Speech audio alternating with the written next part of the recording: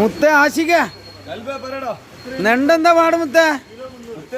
നെണ്ട് കുഴപ്പമില്ലാന്ന് ഞാൻ പറയുള്ളൂ. നല്ല ഫ്രഷ് നെണ്ട്, ചാലിയ കടപ്പുറത്തുള്ള നെണ്ട്. ഇന്നലെ നോക്കിയെടുത്ത നെണ്ട് കാമ്പ് കുറവല്ലേ മുത്തേ? അത് എന്നെ കുറ്റം പറയരുത്. ഞാൻ ഇതിന് മുമ്പ് പറഞ്ഞിട്ടുണ്ട്, ഇപ്പൊ നിലാവുള്ള സമയങ്ങളാണ്. ഈ സമയത്ത് നെണ്ടിന് കാമ്പ് ഇച്ചിരി കുറയും.